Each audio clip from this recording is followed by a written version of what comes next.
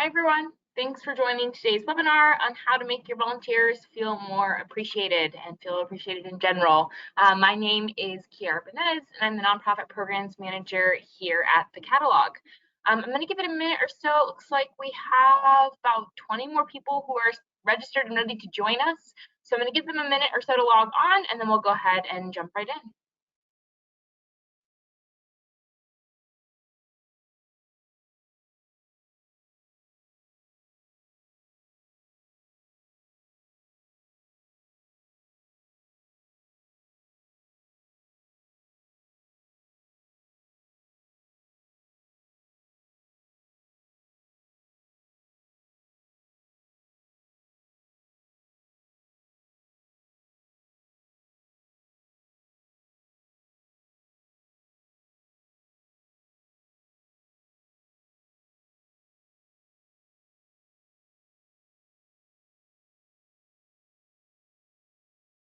All right, we're gonna go ahead and get started. Again, thanks for joining today's webinar. We're gonna be talking about how to make your volunteers feel appreciated. My name is Kiara Benez, and I'm the Nonprofit Programs Manager here at the Catalog. So whether you just came from a summer full of virtual, maybe in-person volunteer opportunities, and are now looking to further appreciate your volunteers, or if you're gearing up to recruit volunteers for the fall or somewhere in between, today we will be covering tips just to appreciate and further drive engagement from this really important and critical group of stakeholders at our organization.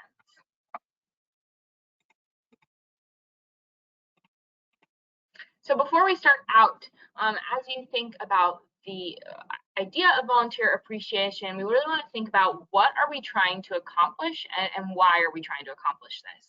So overall, as we think about the purpose of our thanks, it is really to build engagement. And we can do that through saying thanks, building connection, and then building in some next steps, really letting volunteers know that there is more to do and there are more ways to grow as a volunteer at the organization, so they should plan to stay engaged. So when we think about saying thanks, really volunteers need to be thanked and appreciated just like any other supporter. Think of them similar to donors in that way, that you really need to steward your relationship with volunteers and really thank them for the time that they're giving. And volunteers, they are usually drawn to the organization because they say a need and that they have a skill that they're able to offer, and they need to feel needed. And so the more opportunities you have to share the need that your organization has and the thanks you have for the work that they've been doing, the better. And then you'll also want to build off of connections made during service time and really build upon them. So as you think about building connection, really post-service communication, this thanks that you are passing on to these volunteers should increase their ties to the organization and really demonstrate the impact to the volunteer. So because they gave time to your organization, because they gave their services, what impact did it have? And then finally, as we think about how to let people know that there's more to do, more need, you'll want to discuss opportunities for continued engagement, really find increasing roles for the volunteer at the organization. So similar to when we think about donor letters and donor thanks, as we're thanking them, we're telling them about what's happened because of their donation, we're letting them know where the future leads us. We're doing something similar with volunteers, but really giving more of those like tangible opportunities and sharing those tangible opportunities with volunteers. And again, as we ground on this why and the purpose, really just thinking here that appreciated volunteers are more likely to return, they're more likely to donate, and they're more likely to promote the organization because they're having that more regular check-in or that more personal engagement with the organization. So we will get into avenues specifically on how to thank our volunteers in a little bit, but our first tip here, tip number one, is to vary your appreciation for your volunteers. So what are you thanking your volunteers for? So first, and it's kind of falls into three different categories. So it's for their time, their impact, and for them. And really, as you think about crafting your statement, crafting your thank you to your volunteers and making them feel appreciated, you want to include a little bit of each of these. And so when you think about thanking them for their time. You'll want to let volunteers know how grateful you are for the time that they've given to the organization. And most of our letters and most of your letters probably already have this in this. It have the thanks for their time built in. So then next, you want to thank them for their impact. So you want to tell volunteers about the impact they made and how it'll advance the organization. So if there is an event, or maybe it was a fundraising event that volunteers gave time to, maybe telling them how much money that event raised, maybe how much that event raised more than in previous years. If they helped you, internally, maybe with some administrative processes, tell them what that allows you to do because your time is now freed up. So really just giving volunteers more of that concrete example about the impact they made, and even reminding them of the impact that maybe they shared during their time volunteering. And then the third thing you'll want to thank them for in a meaningful way is really thank them for them. They made a choice to volunteer. It's their dedication to making difference. These more personal attributes, you want to make your appreciation personal. Let your volunteers know that you're grateful for them personally. And it doesn't have to be a personal anecdote, right? For each person that you're glad that Susie brought this specific skill to your organization, more so that you're just really glad that they took the time to help make a difference and that they made a choice to volunteer. So really just going back to the why behind it. And really this well-crafted message really gets to, we know that you have a lot to do with your time. Thank you for your impact, not only your time, but it's making a real difference. And then finally, you want to share that, thank them for being them, for making the choice to volunteer, and that something good happened because of it. So you want to try to incorporate each of these three pieces into your appreciation. And again, really goals here when we are thinking about this, as we think about a well-thanked volunteer, one who feels like their time was meaningful, they're one that's more engaged. So you really want to make sure that you're authentically communicating this role impact, as well as creating excitement and loyalty by really just showing your enthusiasm for the volunteer support, really hoping to build that enthusiasm to lead to further engagement with your organization.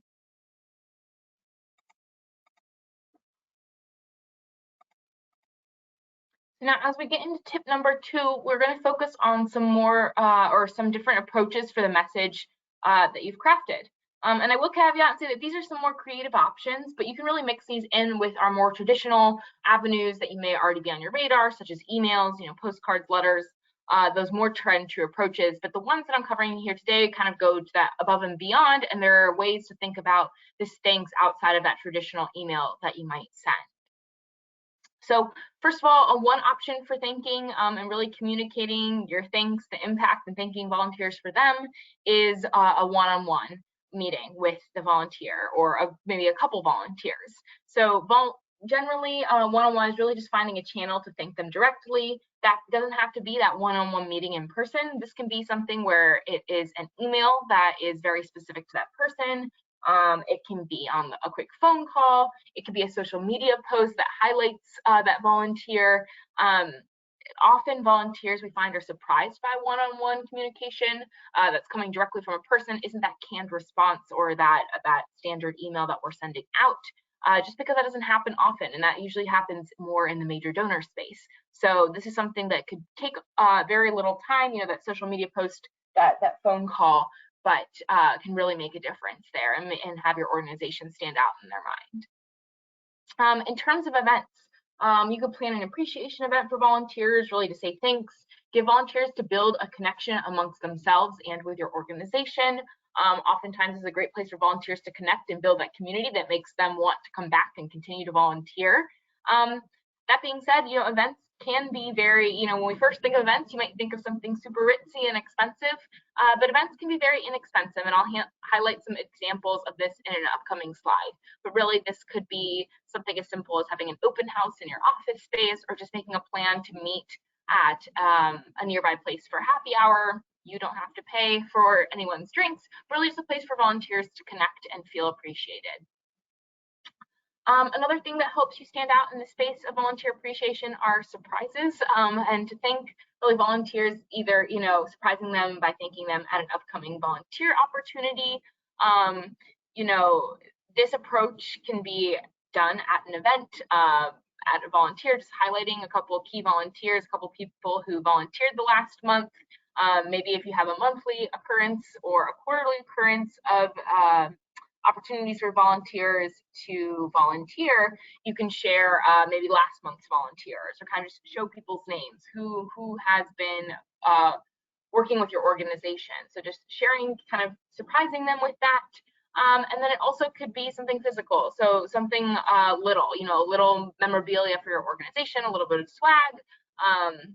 It could be just a written note, something that kind of goes back to that one-on-one, but it's something that they can take home with them. Again, you don't need to break the bank with this, but a small surprise can be a way to kind of stand out in volunteers' minds. Overall, you want to be connecting with your volunteers through impact, either through client communication or senior staff thanking them, really connecting back to the mission. Oftentimes we can see this being either that one-on-one, maybe it is with senior staff, maybe it's with the ED, just calling them directly, tying back to the impact they've made. This could be a thank you card from, say you work at an organization that works with students, maybe they wrote a thank you card or they did a specific art piece, including that and really just sharing back like, hey, here's the tangible impact. Let me remind you of the people that you just worked with. So sharing via mission moment there. And then just generally, you kind of hand in hand with mission moments, personal touches really just go over better and help stick in people's minds. Really just getting back to that thank you being for thanking them for being them. Again, that can be something like that more personal thank you note from a student, or a drawing, or a picture of an event that they worked with you with. But really just that can be one option. Another option here is just similar to donor stewardship. When we think of milestones in donors, lifetime with us, the donor cycle with us, something like a birthday card could be, depending on your staff and ability to do this, could be something nice to send to volunteers, or their anniversary for volunteering, just to create that more personal engagement if you're able to. So tip number 3 here is to have a plan. This is something that easily falls by the wayside, so you don't want to do volunteer appreciation just as you think about it. It's something personal, but you will forget, and we forget. So make sure that you have a plan. And if anything sticks from your mind today, that is what we would encourage you to do, is really just plan out for what this realistically can look like for your organization. So first, this could look like scheduling events. So thinking about what events can you use to show your appreciation, how can you excite volunteers, how can you build those personal connections. We recommend trying to plan for 2 to 4 events a year, and at minimum maybe 1 to 2 events. Again, these can be inexpensive, and we'll get into some options for events and examples of events in just a little bit. But plan ahead, put these on your calendar at the beginning of your fiscal year, so that you make the time for it and that volunteers know ahead of time so that they can connect. Second to scheduling events, you'll also want to plan communications. So when will you or your organization reach out and thank volunteers?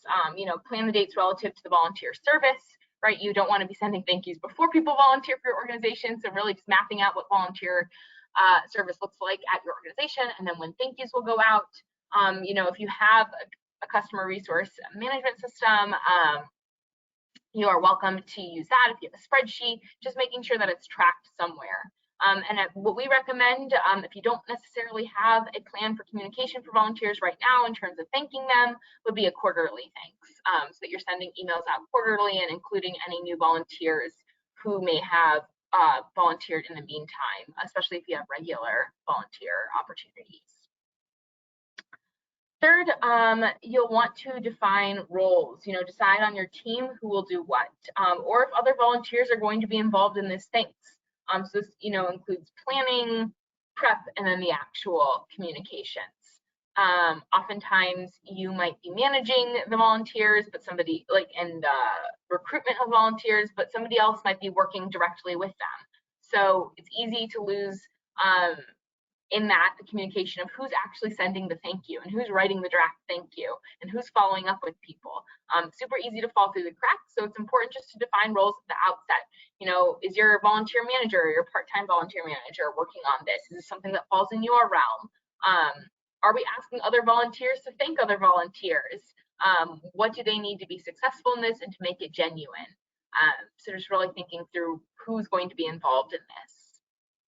And then finally, you're going to want to draft the actual message itself, really crafting the language and creating some standard appreciation messages ahead of time, just really to save your time throughout the year and include these in your plan and include the time that you need to craft the language in your plan. Again, as we think about setting up regularly quarterly communications, you can draft a lot of these.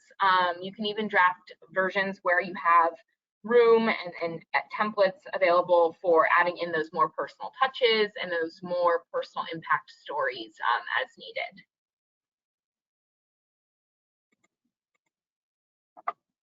So tip number 4, what we have been talking about and kind of leading to here, or I've been alluding to, is really to host a volunteer appreciation event and kind of what makes this successful. So there are 4 different things that you want to plan for as you plan for a volunteer event, which again would be great to do 2 to 4 a year, but at minimum we really recommend 1 to 2 a year if you're able to. And so you'll see here 4 different event details. So first we have that mission moment, which is a specific opportunity to feel and see the impact of their work. So this might be a video playing in the background if you have an open house. It could be client testimonials that you have in tabletop stands or shared either via video or otherwise, a tangible outcome. Those are some options. And really the purpose of specifically including a mission moment is just to create some emotional connection to the organization and volunteer service. Building on that, ways people want to connect and thinking through that, you'll also want to include an aspect of networking. And this is usually some unstructured time for other volunteers to meet other volunteers, stakeholders, and to engage with you in the organization.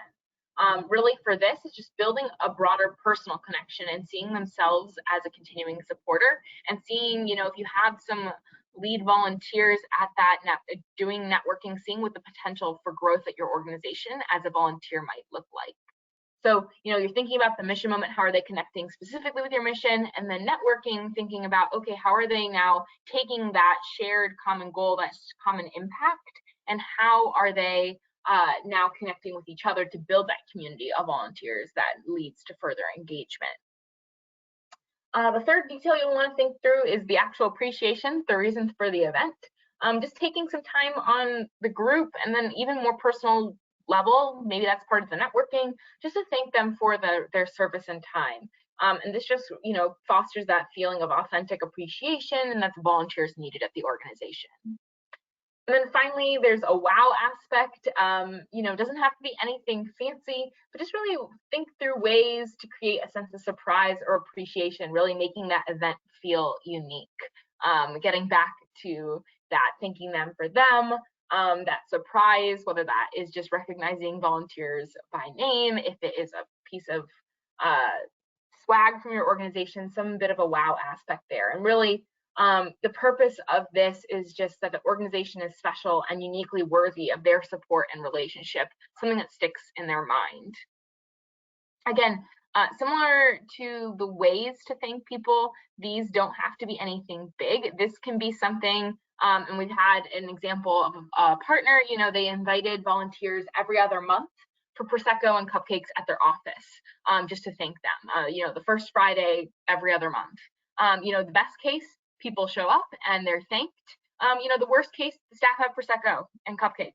But really the idea of a volunteer event here, really you might, and especially in today's world, you're hosting knowing that not everyone will come, but people will feel appreciated because they are invited, because there is something for them to recognize, and that some people will come to the event and they will be recognized more in person, have that time for one-on-one connection, and be able to see the impact of their work. And as we think about wow impact, we had at one point a ballet nonprofit that we were working with, and for one of their volunteer events, their ED gave an hour-long presentation of the history of ballet. So for volunteers, they were super interested. There was nowhere else in DC that they would get that in DC that night. Some drinks were donated, they served those, and they thought about what people would want to hear. So, volunteers, again, don't always have access to EDs because they're not donating necessarily in large amounts. So this was unique for them, and that can be a wow moment. So thinking about what can you uniquely offer your volunteers, what would they be interested in hearing, and that can be something that's part of your wow aspect. Just be a unique speaker or leadership at the organization sharing their impact with them.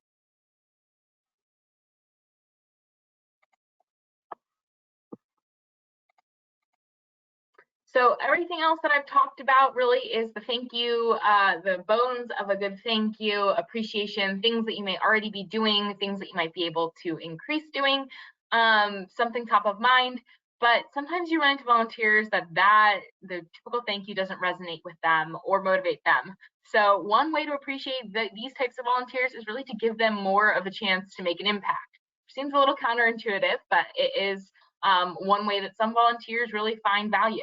And this can look like more time with the organization, more responsibility, and more leadership as a volunteer leader, which inevitably could free up some time for potentially a volunteer manager.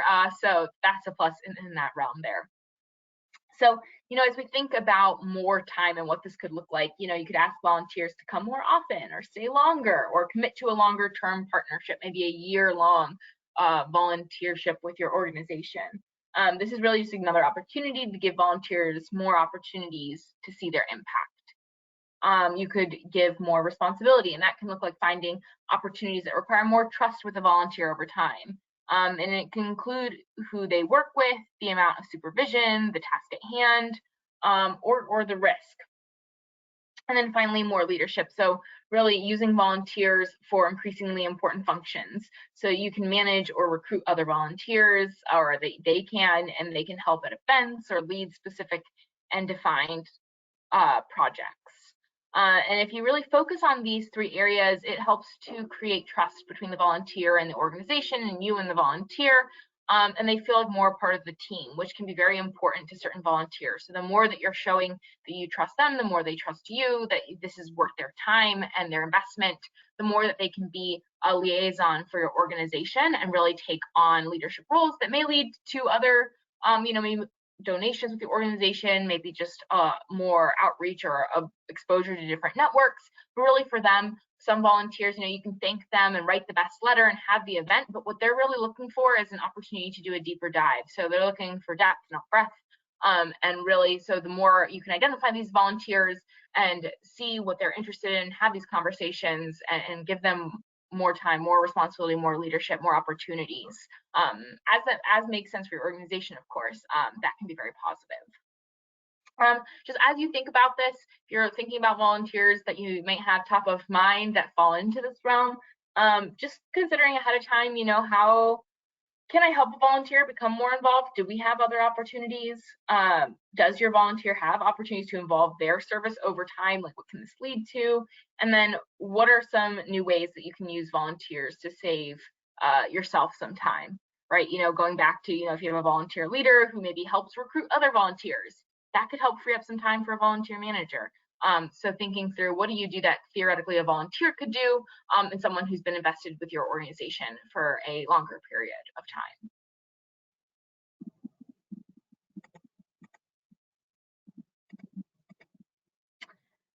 So going back to that first slide, thinking through the reason that we do this, right? We've covered an option for sending out thank you messages, so that's appreciating them.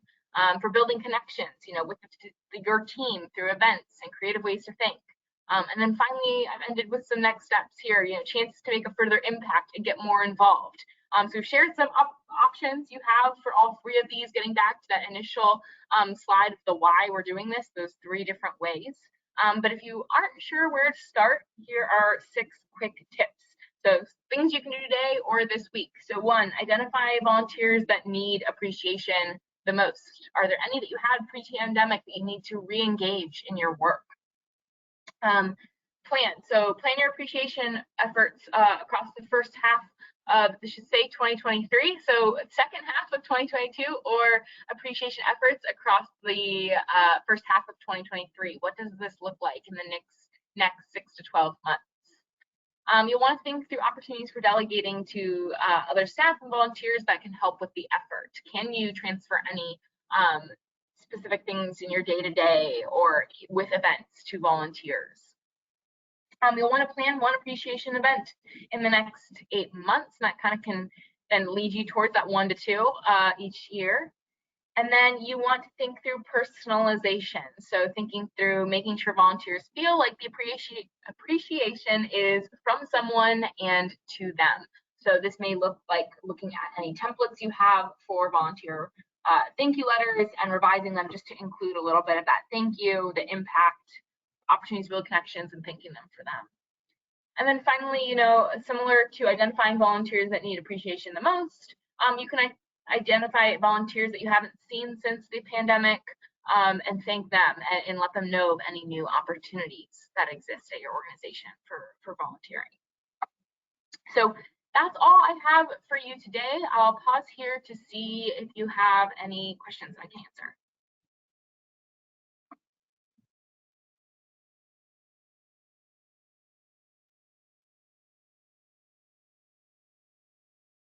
Yeah, I'm seeing a question here about how to get volunteers to donate. So definitely want to lead with a thank you.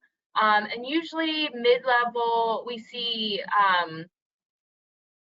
mid-level grassroots kind of volunteers are more likely to give money during a campaign since they can see that tangible result of their donation. So if you are looking to ask volunteers to become donors, you're most likely to have higher success during a campaign. Again, they came to your organization likely to make that direct impact through their time. So campaigns are a way for them to see that tangible result of their donations. So that's what we would say. But definitely if you're writing to them, lead with that thank you. And then kind of leading them to the campaign or bringing them in more of that mid-level grassroots ask versus a major donor ask.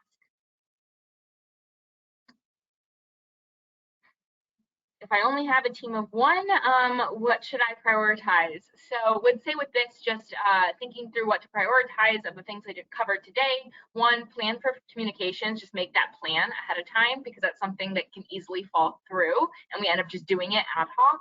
So make the plan, and then I'd recommend 1 volunteer event. You can do something as simple as taking people, happy hour at a bar. You don't have to buy people drinks, but you're just going to be there. Maybe you and a staff member will be there for 2 hours, 3 hours, and you want time to meet volunteers face to face, and they have an opportunity to meet each other. That can be definitely something. So that 1 event, and then communications would be what I would say to prioritize.